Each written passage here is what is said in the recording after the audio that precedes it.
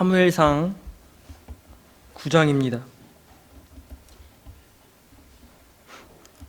사무엘상 9장 1절에서 10절까지 보겠습니다.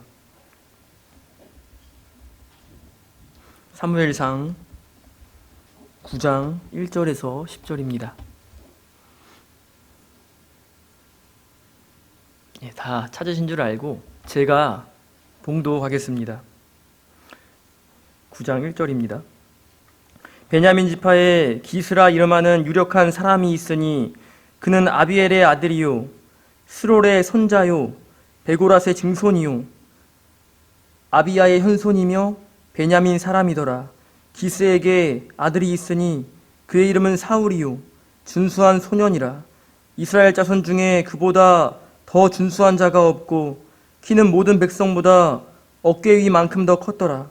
사울의 아버지 기스가 암나기들을 잃고 그의 아들 사울에게 이르되 너는 일어나 한 사환을 데리고 가서 암나기들을 찾으라 하매 그가 에브라임 산지와 살리사 땅으로 두루 다녀보았으나 찾지 못하고 사알림 땅으로 두루 다녀보았으나 그곳에는 없었고 베냐민 사람의 땅으로 두루 다녀보았으나 찾지 못하니라. 그들이 숲 땅에 이른 때에 사울이 함께 가던 사환에게 이르되 돌아가자. 내 아버지께서 암나기 생각은 고사하고 우리를 위하여 걱정하실까 두려워하노라 하니 그가 대답하되 보소서 이 성읍에 하나님의 사람이 있는데 존경을 받는 사람이라. 그가 말한 것은 반드시 다 응하나니 그리로 가사이다. 그가 혹 우리가 갈 길을 가르쳐 줄까 하나이다 하는지라. 사울이 그의 사환에게 이르되 우리가 가면 그 사람에게 무엇을 드리겠느냐. 우리 주머니에 먹을 것이 다하였으니 하나님의 사람에게 드릴 예물이 없도다. 무엇이 있느냐 하니 사환이 사울에게 다시 대답하여 이르되 보소서 내 손에 은 한 세겔의 4분의 1이 있으니 하나님의 사람에게 드려 우리 길을 가르쳐 달라 하겠나이다 하더라. 옛적 이스라엘에 사람이 하나님께 가서 물으려 하면 말하기를 선견자에게로 가자 하였으니 지금 선지자라 하는 자를 옛적에는 선견자라 일컬었더라. 사울이 그의 사환에게 이르되 내 말이 옳다. 가자 하고 그들이 하나님의 사람이 있는 성읍으로 가니라. 아멘. 오늘 사울과 하나님의 섭리라는 제목으로 하나님의 말씀을 증거하고자 합니다. 사무엘과 하나님의 섭리입니다. 우리가 오늘 본문에 들어가기에 앞서서 한 가지 내려놓아야 될 것이 있는데 그것이 무엇이냐면 우리의 선입견입니다. 이 선입견이라는 것은 우리의 눈과 귀를 멀게 해서 이 사건, 이 문제를 객관적으로 바라보지 못하게 할 때가 참 많이 있습니다. 특별히 오늘 본문에 나타나는 이 등장인물 가운데 이 주인공인데요. 이 사울은요. 우리가 선입견을 갖기에 충분히 그러한 인물로 우리는 알고 있습니다. 우리는 사울을 어떻게 생각하고 있습니까? 신약 성경에 나타나는 바울이 아니에요. 구약 성경 사무엘상에 나타난 사울. 이 사람을 우리는 어떻게 생각하고 있습니까? 사울은 때때로 다윗 왕과 대조될 때 많이 등장하는 인물입니다. 저도 사울을 그렇게 좋은 인물로 평가하진 않았습니다. 그런데 우리가 오늘 본문을 살펴볼 때 이 사울은요 아주 좋지 않은 모습이 나타나진 않습니다. 그러니까 다윗은 선한 왕으로 부각되고 하나님 마음에 합한 사람으로 우리가 평가하는 반면에 사울은 실패한 왕이고 불순종의 아이콘으로 우리는 인식할 때가 참 많이 있습니다. 그런데 오늘 본문에서는 그러한 내용이 전혀 나타나지 않는다는 거예요. 그러니까 우리가 가진 만약에 사울에 대한 부정적인 시각이 있다면 그 선입견은 오늘 본문을 이해하는데 전혀 도움이 되지 않는, 오히려 방해만을 줄 뿐입니다. 먼저 이 9장에, 사무엘상 9장에 사울이 처음 등장하게 되는데 8장 내용을 아주 잠깐 살펴보면 이 8장에서는요, 이스라엘 백성들이 하나님께 왕을 요구하는 내용이 나타납니다. 하나님께 왕을 요구하는 것은 매우 잘못된 행동입니다. 그렇지만 하나님께서 이 왕을 요구하는 그 이스라엘에게 왕을 줄 것을 허락하십니다. 그리고 나서 8장이 마무리되고 9장 1절에 시작되는 부분에서 사울이란 인물이 처음 등장한다는 것은 이 짜임새가 앞으로 하나님께서 하나님의 섭리 가운데 이 사울이란 자를 왕으로 세우실 것을 기대하게 한다는 거예요. 먼저 1절과 2절을 한번 살펴보도록 하겠습니다. 1절입니다. 베냐민 지파에 기스라 이름하는 유력한 사람이 있으니 그는 아비엘의 아들이요 스롤의 손자요 베고랏의 증손이요 아비야의 현손이며 베냐민 사람이더라. 이렇게 성경은 기록하고 있습니다. 1절에서는 사울의 가문에 대해서 나오고 있어요. 사울의 가문에 대해서. 사울은 베냐민 출신인데 사울의 아버지는 기스라는 사람이고 이 베냐민 지파 가운데 유력한 자라고 성경은 말하고 있습니다. 유력하다라는 표현은 룻기에서 이 보아스에게 사용했던 단어입니다. 그러니까 사울의 아버지 기스는요, 이 베냐민 지파 가운데서 부유한 자이고 또 명성이 있는 자라는 사실을 우리가 알 수가 있어요. 좋은 가문에 이 사울이란 자가 있는 겁니다. 또 2절에 보니까 기스에게 아들이 있으니 그의 이름은 사울이요 준수한 소년이라 이스라엘 자손 중에 그보다 더 준수한 자가 없고 키는 모든 백성보다 어깨 위만큼 더 컸더라. 이렇게 말하고 있습니다. 1절에서는 사울의 가문에 대해서 이야기했다면 2절에서는 사울의 용모, 사울의 생김새에 대해서 말하고 있습니다. 사울의 용모는요, 매우 준수합니다. 얼마큼 준수하냐? 이스라엘 중에서 그보다 더 준수한 사람이 없을 정도로 아주 잘생긴 청년입니다. 또 키도 다른 어떤 사람들보다 어깨 위는 큰 거예요. 그러니까 이 사울이라는 사람은요, 외적으로 볼 때는 흠잡을 것이 전혀 없는 사람입니다. 오늘날로 따지면 믿지 않는 사람들에게 봤을 때는 1등 신랑감이라고 할 수 있을 거예요. 집안도 좋고, 그죠? 얼굴도 잘생겼고, 부유하고, 또 키도 큽니다. 그러나 우리가 여기서 한 가지 생각해 볼 것이 무엇이냐면 하나님께서 사울을 왕으로 택하실 때 이 외모를 보고 택하셨는가? 결코 그렇지 않다는 것입니다. 하나님께서는 사울을 택하실 때 이런 외적인 모습을 보고 택하신 것이 결코 아닙니다. 왜냐하면 하나님은 사람을 외모로 취하시지 않기 때문입니다. 사무엘상 16장 7절에 보면 여호와께서 사무엘에게 이르시되 그의 용모와 키를 보지 말라. 내가 이미 그를 버렸노라. 내가 보는 것은 사람과 같지 아니하니 사람은 외모를 보거니와 나 여호와는 중심을 보느니라 하시더라. 이렇게 말씀하고 있습니다. 이 말씀을 우리가 자칫 오해를 하면, 이 사무엘상 16장 7절 말씀을 우리가 잘못 오해를 하면 하나님께서 사울을 택하실 때는 어떤 외적인 모습을 보고 택하셨는데 반면에 다윗을 택하실 때는 그런 모습을 보고 택하신 것이 아니구나, 우리가 잘못 오해를 할 수 있어요. 뉘앙스가 약간 그렇게 보여지기 때문입니다. 그렇지만 이렇게 만약에 해석을 하면 이건 완전 잘못된 해석인 겁니다. 사무엘상 16장 12절에도 보면 다윗이란 인물도요, 매우 용모가 준수한 사람입니다. 또 성경 어디에도 하나님은 사람을 외모로 취하신다는 말이 나와 있지 않습니다. 그런 기록은 전혀 있지 않는 거예요.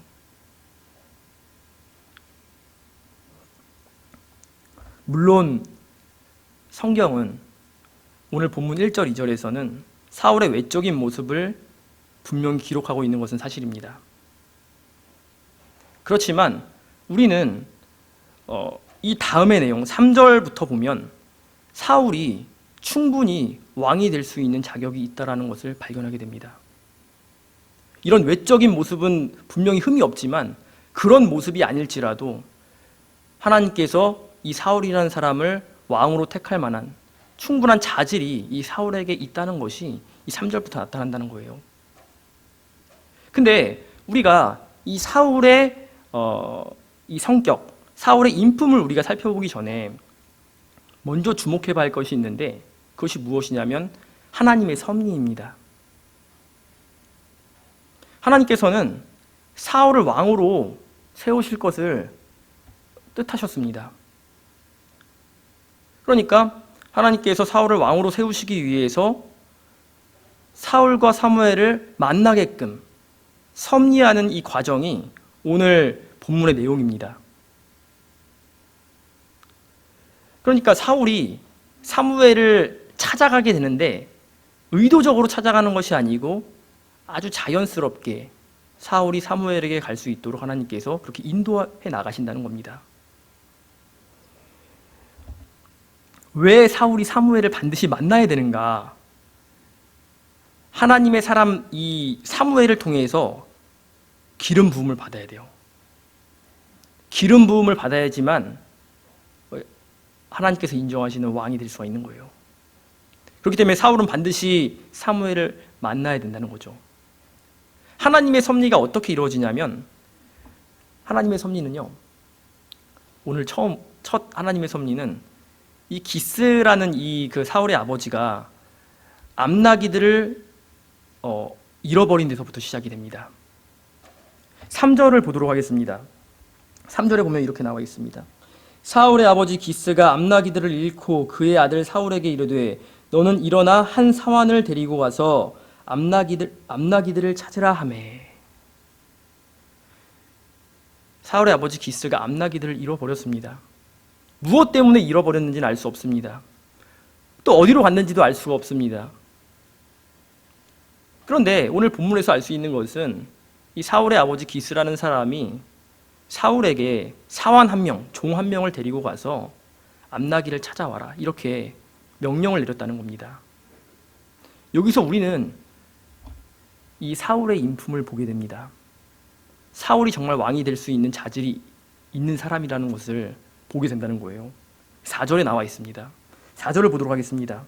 그가 에브라임 산지와 살리사 땅으로 두루 다녀보았으나 찾지 못하고 사할림 땅으로 두루 다녀보았으나 그곳에는 없었고 베냐민 사람의 땅으로 두루 다녀보았으나 찾지 못하니라. 아버지의 명령이 떨어지자마자 사울은 사환 한 명을 데리고 암나기를 찾으러 다닙니다. 적당히 찾고 끝내는 것이 아니고 방방곳곳을 누리면서 암나기를 찾고 있는 모습을 보게 됩니다. 암나기를 찾는 일은 굉장히 수고스러운 일이고 또 누가 알아주는 일이 아닙니다. 허드렛 일입니다. 그렇지만 이 사울은요, 자신에게 맡겨진 그 일에 최선을 다하고 있습니다. 성실한 모습으로 임하고 있다는 것입니다. 이 사울의 모습은 마치 양을 치는 다윗의 모습을 연상케 합니다.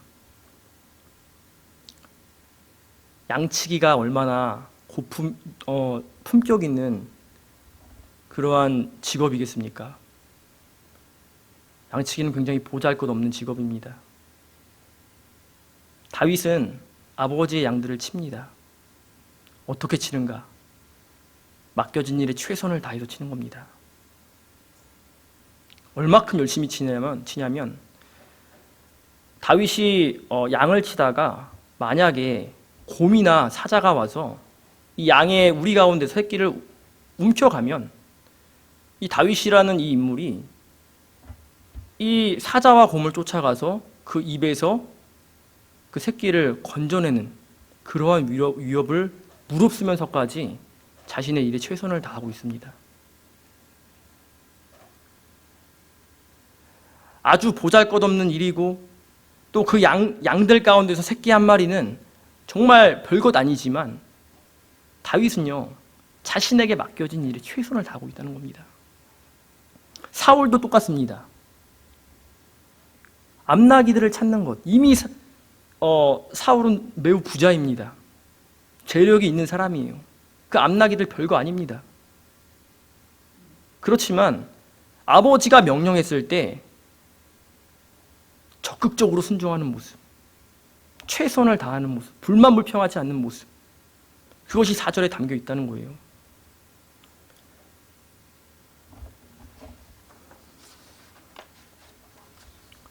그러나 결국은 암나기를 찾지 못하게 돼요.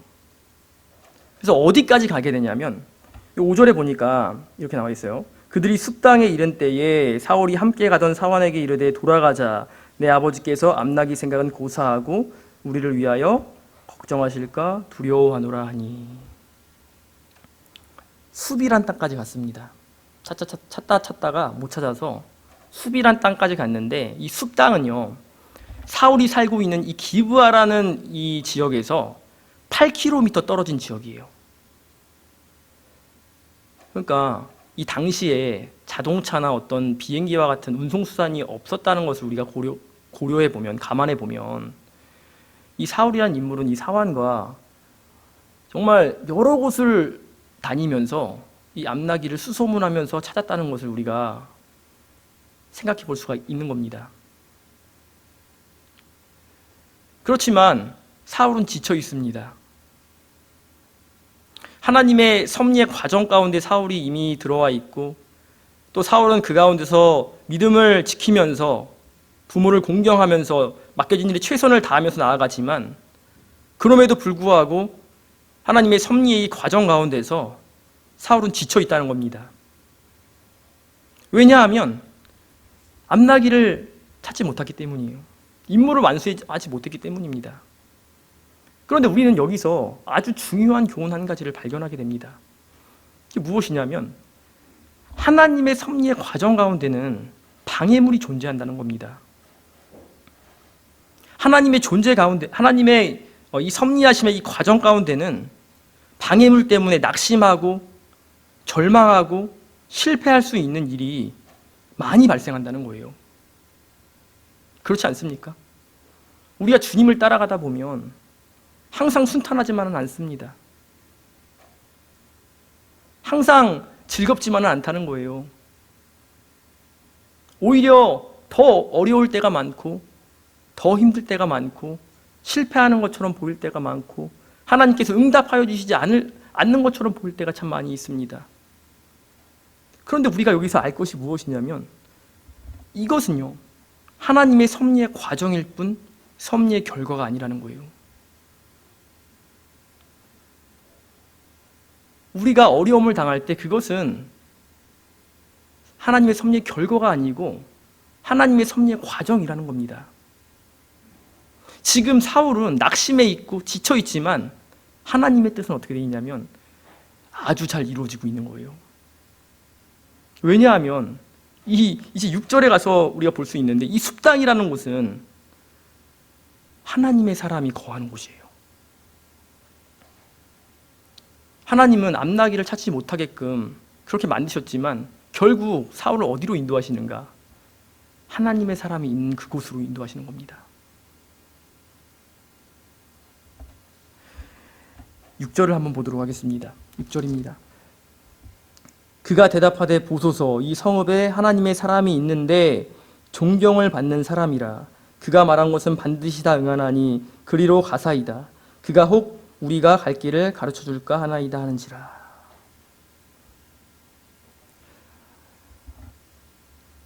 사울이요, 지쳐 있잖아요.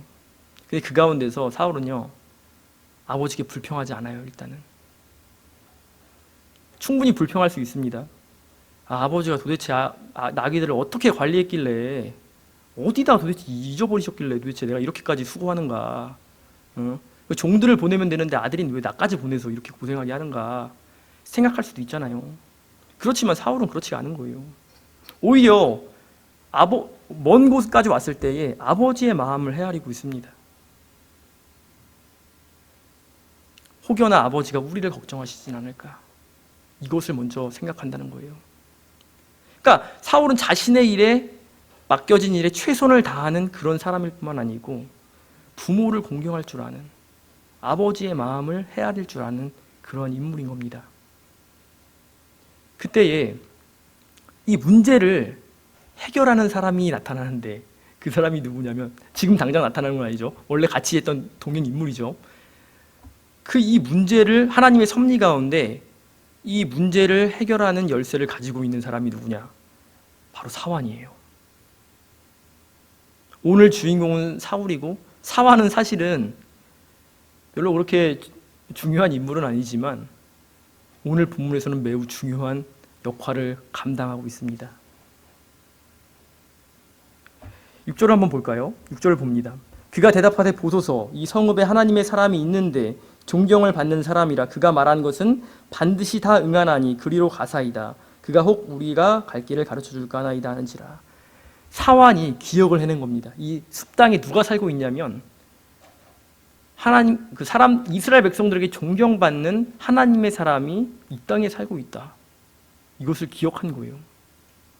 그것만 기억한 것이 아니고 이 사환은요, 하나님의 사람에게 가면 이 문제를 해결받을 수 있다고 확신하고 있습니다. 그렇죠? 이제 문제가 해결된 것 같이 보여요. 앞나기를 찾을 수 있을 것 같이 보여요. 그렇지만 또 한 번의 난관에 부딪힙니다. 그게 무엇이냐면 7절입니다. 사울이 그의 사환에게 이르되 우리가 가면 그 사람에게 무엇을 드리겠느냐? 우리 주머니에 먹을 것이 다하였으니 하나님의 사람에게 드릴 예물이 없도다. 무엇이 있느냐 하니. 하나님의 사람에게 가야 되는데 드릴 예물이 없다는 거예요. 사울은 또다시 난관에 부딪힙니다. 근데 이 난관에 부딪힌 이 사울의 이 모습에서 우리는 또다시 사울의 이 믿음을 보게 됩니다.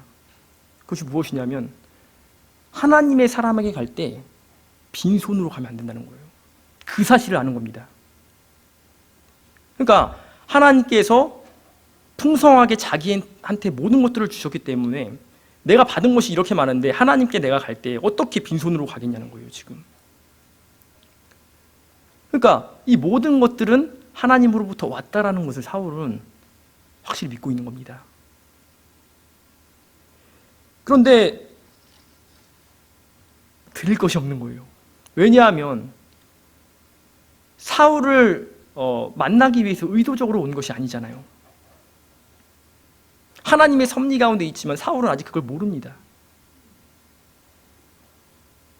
그래서 방법이 생겼어요. 하나님의 사람에게 가면 문제를 해결받을 수 있을 것이다 라는 방법은 이제 알았지만 가려고 하니까 드릴 예물이 없는 겁니다. 그때 또다시 이 문제를 해결하는 사람이 나타나는데 그 사람이 바로 사환인 거예요. 하나님의 섭리 가운데 이 문제를 푸는 사람이 지금 누구냐면 사울이 아니고 사울과 같이 있는 사환이라는 것입니다. 여기 한번 8절입니다. 8절을 한번 보겠습니다. 사환이 사울에게 다시 대답하여 이르되 보소서 내 손에 은 한 세겔의 4분의 1이 있으니 하나님의 사람에게 드려 우리 길을 가르쳐달라 하겠나이다 하더라. 사환에게 은 한 세겔의 4분의 1이 있었다는 겁니다. 은 한 세겔의 4분의 1의 일이 얼마나 가치 있는가가 중요한 것이 아니고 하나님께 드릴 예물이 있다는 거예요. 하나님께 사람에게 드림으로 인해서 이 문제를 해결할 수 있는 당도가 누구에게 있는 것이냐? 사환에게 있다는 거예요, 지금. 그러니까 우린 여기서 또 한 가지 중요한 교훈을 받게 되는데요. 그것이 무엇이냐면 하나님의 섭리의 과정 가운데는 방해물도 있지만 하나님의 도우심도 있다는 것입니다. 하나님의 섭리의 과정 가운데는 방해물이 있어서 나를 낙심시키고 실망하게 하고 좌절하게 하고 너무 힘들게 하는, 괴롭게 하는 것도 있지만 또 하나님의 도우심이 있기 때문에 하나님의 은혜가 있다는 거예요. 즐거움이 있다는 겁니다. 하나님은 자신의 섭리를 이뤄가기 위해서 때로는 자연을 통해서 또 때로는 사람을 통해서 때로는 사건을 통해서 하나님의 일을 이루어 가신다는 겁니다. 일반적인 어떤 우리나라가 아니고 전 세계적으로 제작되는 영화에서 보면 문제는 대부분이 주인공이 풀어나가요. 주인공이 해결을 합니다. 주인공이 지혜가 특출나거나 힘이 특출나거나 또 마술을 부릴 줄 안다거나 어떤 능력이 있어서 그 능력으로 문제를 해결하는데 하나님의 방법은 다른 겁니다. 그것은 그냥 그 영화일 뿐인 거고 우리가 알고 있는 이 확실한 성경, 이 성경에서 하나님의 방법은요 그렇게 나타나지 않는다는 거예요. 그렇기 때문에 사울에게 필요한 것이 무엇이냐면 능력이 아닙니다. 사울에게 필요한 것은 순종이고 겸손이에요. 우리가 성경을 자세히 살펴보면 존경할 만한 인물들이 참 많이 있습니다. 그렇죠? 아브라함부터 시작해서 이삭, 야곱, 요셉, 모세, 여호수아, 다윗, 히스기야 너무나 많은 인물들이 있습니다. 그런데 우리가 그들을 높이 평가하는 것은 그들의 능력이 아니고 그들의 믿음이 아닙니까? 우리가 그들을 높이 평가하는 것은 그들이 하나님을 전심으로 의지한 것이지 그들이 어떤 적을 물리친 그 힘이 아니지 않습니까? 하나님이 보시는 건 이런 겁니다.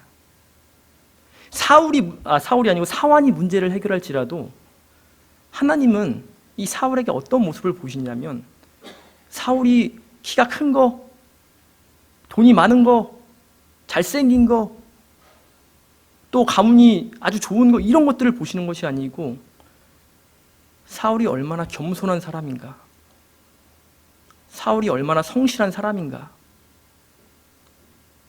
사울이 얼마나 맡겨진 일에 최선을 다하는 사람인가, 하나님은 이런 거를 보시고 있다는 겁니다.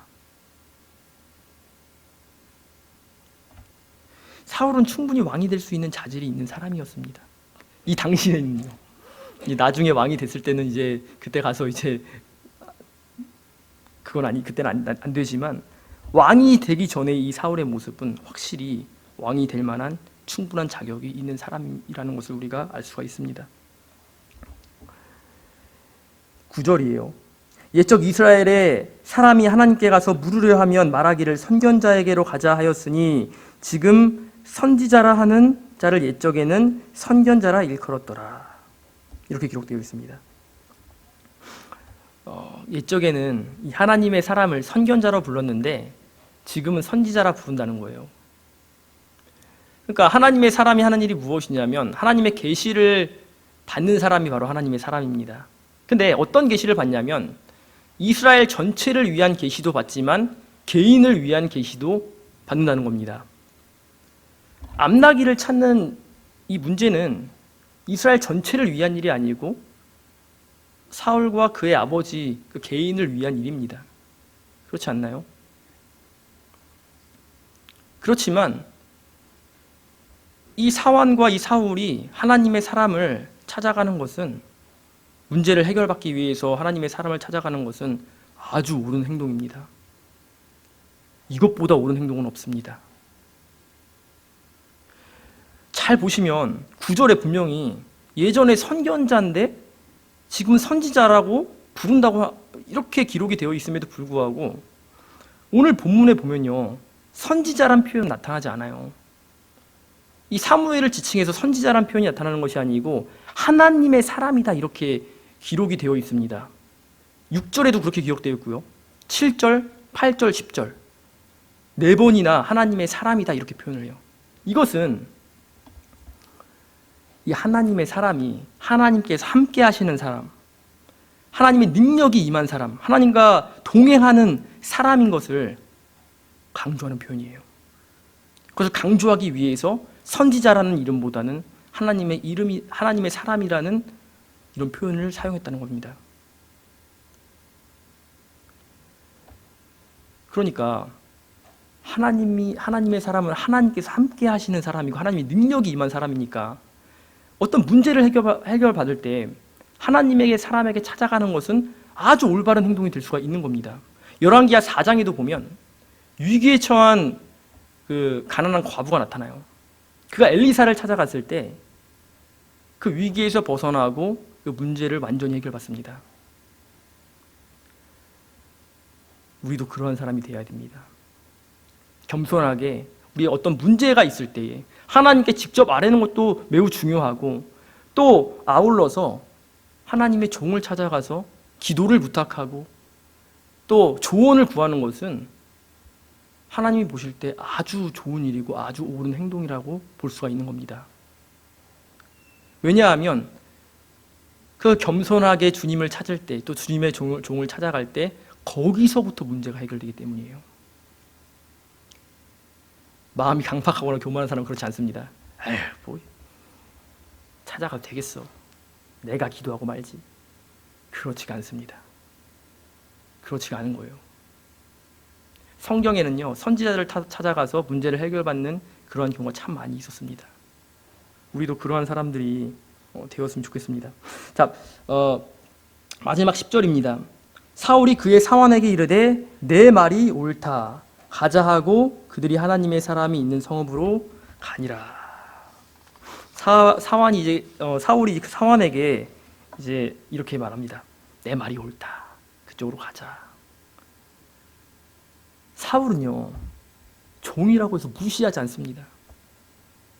이 당시에 계급 체계를 봤을 때 종은요, 함부로 얘기할 수도 없는 상황이에요. 오늘날도 그렇잖아요. 회사에서 가면 지금 막 들어간 말단 직원이 사장님에게 뭐라고 할 수가 없잖아요. 또 어떤 아이디어를 낸다고 해서 그것이 받아들여지지 않는 경우가 참 많이 있습니다. 그런데 사울은 그렇지 않은 거예요. 사울은 사환의 말이 옳다고 생각했을 때 충분히 인정해 줄 수 있는 사람입니다. 왕이 될 만한 자격이 있는 사람이고 충분히 존경받을 만한 위치에 있는 사람이라는 것입니다. 말씀을 맺겠습니다. 우리가 오늘 본문을 통해서 두 가지를 이끌어낼 수가 있습니다. 첫 번째는 무엇이냐면 우리는 성경 인물을 판단할 권리가 없다는 겁니다.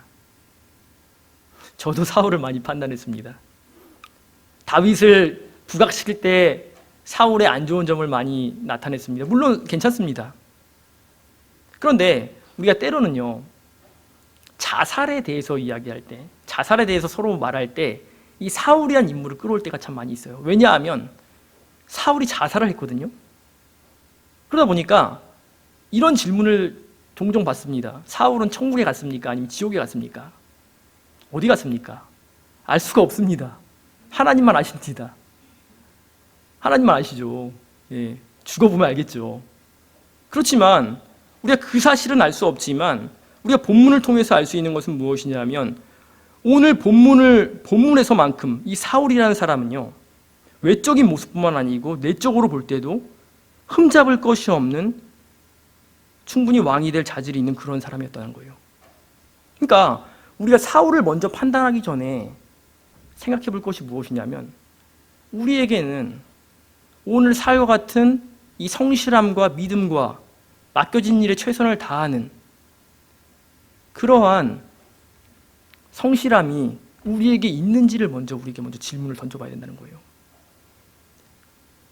먼저 내가 성경 인물을 판단하기 전에 나는 그러한 사람은 아닌가 우리가 생각을 먼저 해봐야 된다는 겁니다. 그러면 그 누구도 판단할 수 없게 됩니다. 두 번째는요, 하나님은요 모든 것을 합력해서 결국에는 선을 이루어 가신다는 거예요. 우리가 너무나 잘 알고 있는 말씀 로마서 8장 28절, 우리가 알거니와 하나님을 사랑하는 자 곧 그때로 부르심을 입은 자들에게는 모든 것이 합력하여 선을 이루느니라. 그죠? 우리가 알거니와 하나님을 사랑하는 자 그 때때로 부르심을 입은 자들에게는 모든 것이 합력하여 선을 이룬다. 너무나 잘 알고 있는 말씀이고 또 은혜가 되는 말씀입니다. 근데 그것이 맞습니다. 맞기 때문에 우리가 외우는 것이고 그 말씀대로 되기 때문에 우리가 그 말씀으로 위로를 받는 것입니다. 사울이 하나님의 섭리의 길에 들어선 이상 그 어떠한 방해물도 섭리적으로 해결될 뿐입니다. 또 어떤 난관도 하나님께서 작정하신 일을 막을 수가 없습니다. 오히려 난관을 통해서 하나님의 섭리가 이루어지며 섭리의 목적지에 더 가까이 나아가게 될 것입니다. 사울도 보세요. 지쳐 있었지만 결국에 하나님은요, 그 사울을 그 섭리 가운데로 계속 인도해 가시잖아요. 이것처럼 우리도 동일합니다. 만약에 우리가 어떤 어려움 가운데 있다, 또 하나님께서 응답하시지 않는 그러한 어떤 위기 가운데 있다, 낙심이 되지만 그 낙심이 될 때에 우리는 하나님의 섭리를 기억해야 합니다. 이것은 하나님의 섭리의 결과가 아니고 하나님의 섭리의 과정이다. 끝에는 결국에는 기쁨과 승리가 있을 것이다 라는 것을 우리가 확신하고 낙심하지 말고 흔들리지 말고 견고한 믿음이 굳게 서 나아가는 우리 모두가 되시기를 주님의 이름으로 축원합니다. 자, 기도하시겠습니다. 거룩하신 하나님 아버지, 은혜와 사랑을 진심으로 고맙고 감사함을 드립니다. 하나님께서 사울을 왕으로 세우시기 위해서 이 섭리에 나아가시는 그 과정 가운데는 어려운 일도 있고 또 하나님의 도우심도 있는 줄을 저희가 오늘 말씀을 통해서 또 알아보았사오니, 하나님 아버지, 우리가 이 세상을 살아나가는 동안에 하나님의 섭리하심이 우리 가운데 반드시 있다는 것을 기억하여서 우리도 흔들리지 않게 하시고 낙심하지 않게 하시고 하나님의 섭리의 과정 가운데 있다는 것을 우리가 기억하여서 겸손함으로 주님만을 붙들고 주님만 의지하고 나아가는 저희의 믿음들이 다 될 수 있도록 도와주시기를 간절히 원하옵고 예수님의 이름으로 감사하며 기도드리옵나이다. 아멘.